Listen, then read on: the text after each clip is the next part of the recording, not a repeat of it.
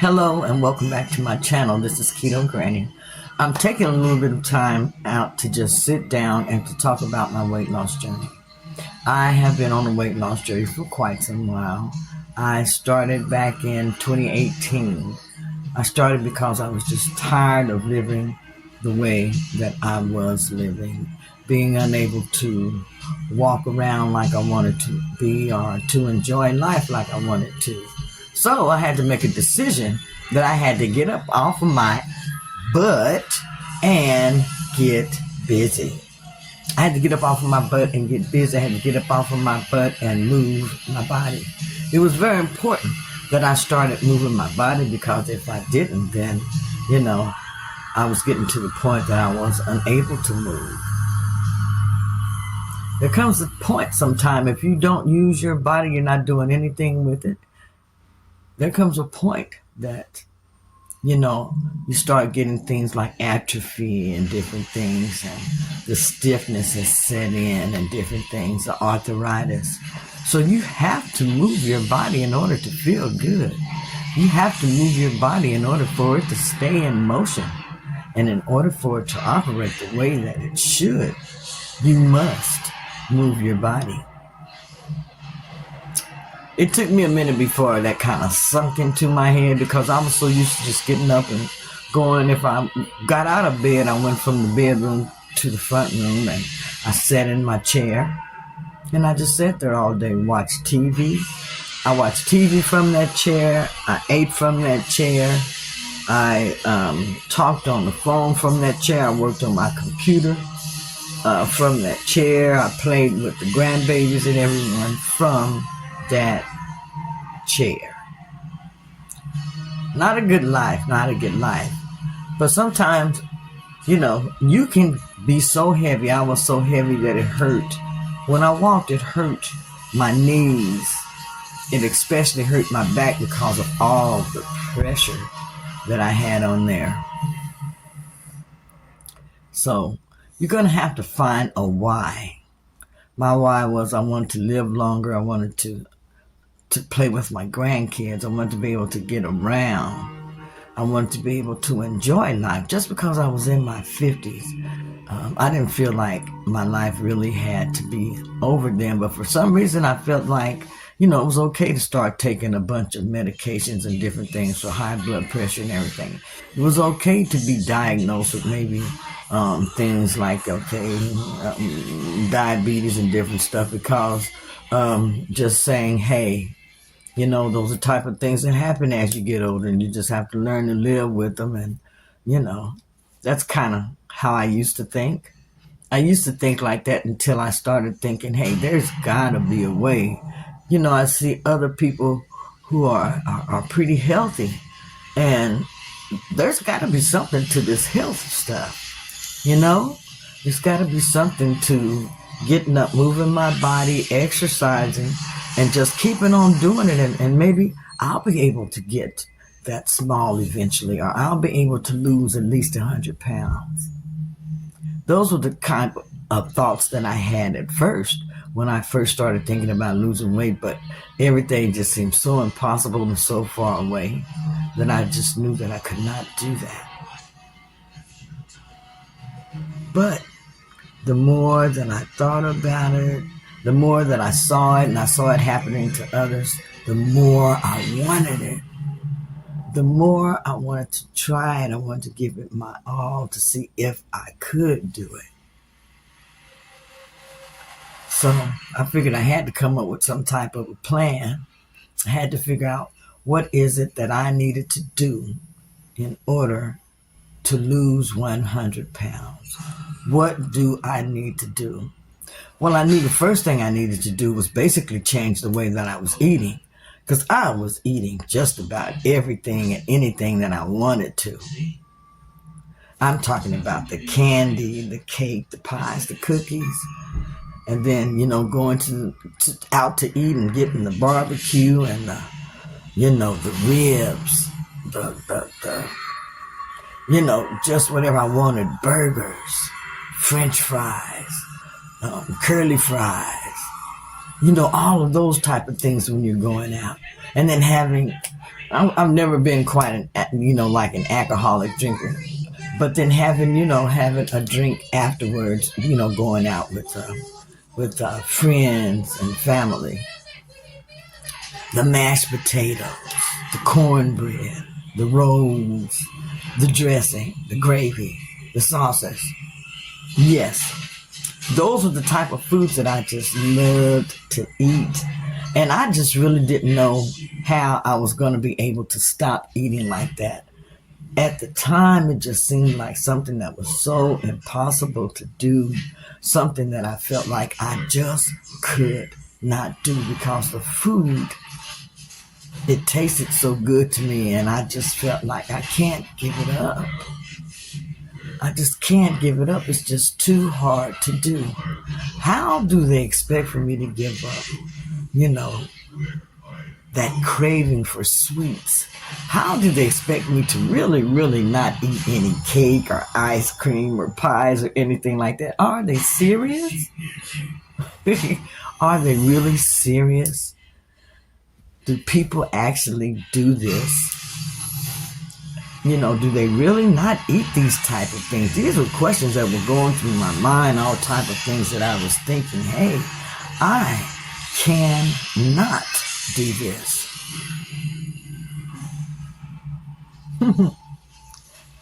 And I started to think, I'm always thinking about what I cannot do. I'm always thinking about what I cannot do. But there are some things I know that I can do. Maybe I can start working on those things first. I started asking myself questions like that. Maybe I can start, working on those things first. Let me pick out, what I can do, and let me start there. I can start trying to change some of the things that I eat and start replacing it with some different foods. What can I do? What can I do? Something that I can do, that I can stick with, and that's going to make a difference. That's going to get me on that road to getting to where I need to as far as getting healthier. What can I do? What can I do? I had to really, really think about it. But I knew that I could start by changing with some of the foods that I ate. So I started doing away with snacking, because I can't just say that I snacked between meals or maybe just had snacks twice a day. No, I snacked all day long. I was what they called a grazer. A grazer? Most of the time I hear people talking about grazing, they're talking about cows and different things like that. Do I eat like a cow? Do I eat like a cow? The reason that they're calling me a grazer? What is a grazer? A grazer is someone who constantly eats. When you pass by something, you just grab it and eat it. When you're cooking, you're eating. When you're, going to the store, you're probably walking through the store eating back potato chips or something. But a grazer is someone who constantly eats all the time. Yes, I was a grazer. I really wasn't aware of that. But when I first started off, I was a grazer. I constantly ate all the time. So my insulin level was always up. My insulin level was always elevated. So whenever I thought I was doing something as far as I'm going to skip a meal, but then when I did have my meal, okay, I'm going to go ahead and add in this little bitty piece of cake and counting my calories and different things like that, I was defeating my purpose from the start. I was defeating my purpose from the start, and I did not even know it. But I kept on going. I kept making different changes to my diet. I stopped eating potato chips. I started, taking out potatoes out of my diet. I started adding in a little bit more vegetables to my diet. I started finding vegetables that I like, and then I would just stick to eating, those vegetables until my palate, developed to like those vegetables, and then I'd add in something else. I made it a game where I would add in a different vegetable, at least one new vegetable a week. And if I didn't like a vegetable, then I would take that vegetable out. But it worked for me. It worked for me. I started looking at the different values of the vegetables and what type of nutrients that it had properties, what type of nutrients that were in the vegetables. And I started looking at those type of things, the niacin, the potassium, the magnesium, the phosphorus, the calcium, all of those things that were important. I wanted to make sure that I was getting all of these things in now through vegetables. Through vegetables. I stopped eating things like so many cakes and so many pies. I started taking a lot of the sweets, especially is what I worked on at first. The sweets, the potato chips, the ice cream, taking those type of things out of my diet. And I started replacing them with things I thought were a little bit better. I started adding in things like more vegetables to my diet, even fruits. At that time, I didn't know a lot about the ketogenic diet. It was something that I had ran across in a magazine. I read about it, but what really caught my attention was a young lady. She seemed to be about in her 30s, and she was in college. And she had lost 100 pounds, and she was diabetic, and now she was not diabetic.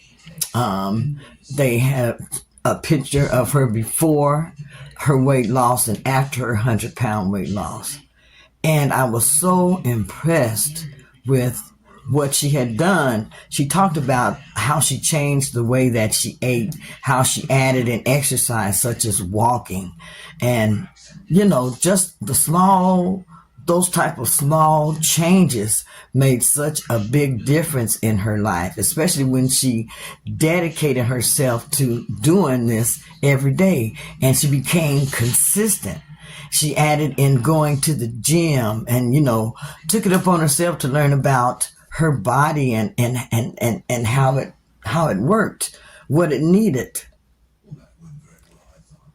I decided that I wanted to do some research to find out about my body, how it works.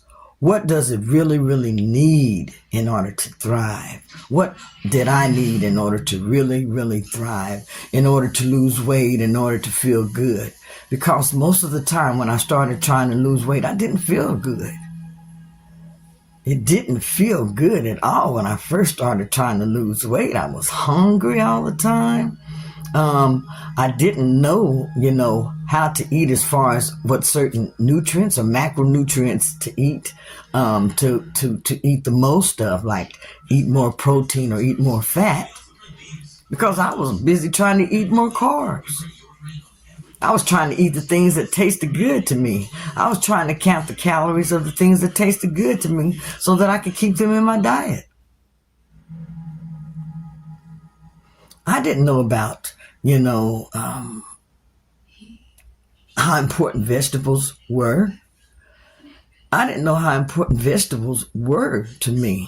I would have some vegetables and I would always think, well, that's enough of that. But no, I needed a whole lot more. But no one ever told me that I needed a lot of vegetables. Nobody ever gave me a lot of vegetables, in my life. I always just had a few vegetables, and it was mostly like peas, sweet peas,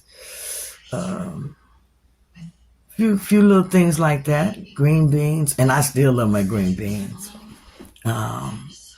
Then there were the potatoes and different things like that. Now, those type of vegetables, I like the potatoes because I got to get some gravy on those.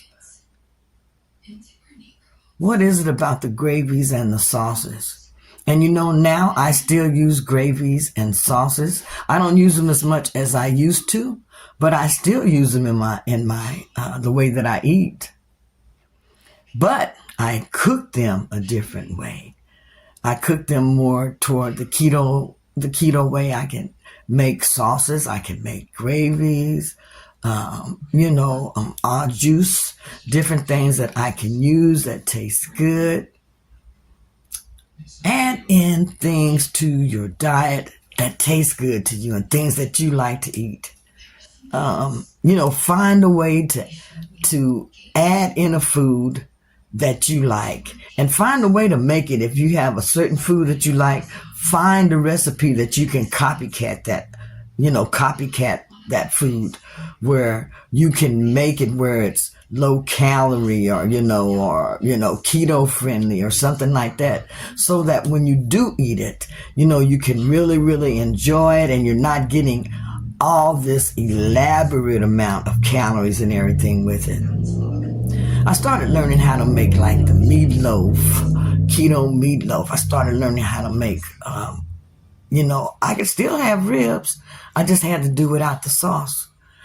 But then I started seeing these sugar-free sauces that they have in different things. So I do use these on my ribs and everything. And I still am able to have ribs. And I really, really enjoy that. Like I say, add in foods that you enjoy. And I don't have to have barbecue sauce on my ribs all the time. I just make my ribs and eat them. And I tell you, they taste so, so, so, so good. You can find a lot of different ways to make the foods that you like and to make them keto friendly, where you can still enjoy a lot of the different foods that you eat. You just have to cook differently. You have to start using different oils. You want to get away from seed oils. You want to start using like avocado oil, olive oil, ghee, butter, lard. Yes, lard. A lot of people use lard. Oh, yeah. You can use lard. When you first start changing the way that you're eating and you want to start being more nutritious, do some research. Find a diet or a way of eating that you're going to enjoy. But make sure that you're going to have some type of calorie deficit. Make sure that you're going to, if you want to have a weight loss, make sure that you have some type of calorie deficit, adding in something, some type of exercise or something. But what if you're like me? When I first started, I was just too big to exercise. I was just too big to walk because it hurt so much. After you have been sitting for years and years and years, I mean, not just 1, 2, or 3 years, I mean years. After you have just been sitting and not doing anything, not moving your body, when you start trying to get back in shape and get healthy again, it's hard. It is so hard to even get into that state of mind. It's hard to keep it going, and it's hard to develop that discipline. But if you want to have some results, you have to develop that discipline. You're going to have to start off with things such as finding out about what's nutritious, what's going to be nutritious for you, what you're going to like and what you're going to want to eat. And then you're going to have to trim that down some more till you get to the healthy foods.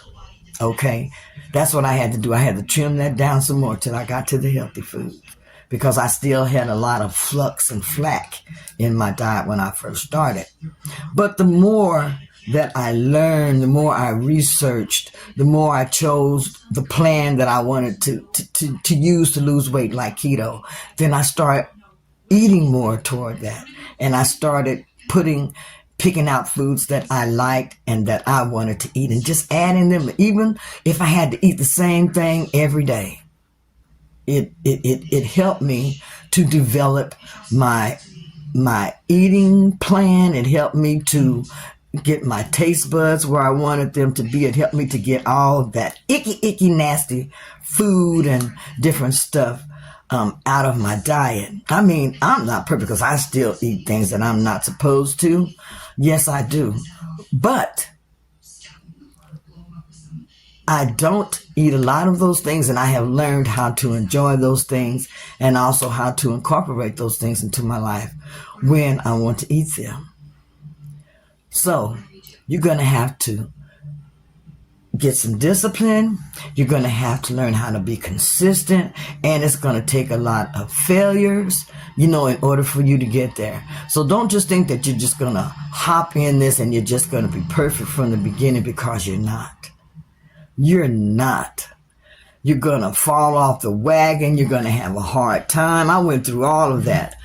Sometimes I just fall off for 3 and 4 days at a time. but sometimes I came back. I came back because I really did want to get healthy. I realized that I had fell off, and I had to just get back to where I was. And sometimes that's hard to do, but if you really want to, you can do it. Yes, you can. You can do it. Anyhow, I just wanted to get on here and say, give someone else hope, to let them know you can reach your goals. You can do it. You can do it. You can do it. Like I say, I had about 200 pounds that I need to lose, but I got that 100 off and a little bit more. I probably have like 120, 125 that I have off now.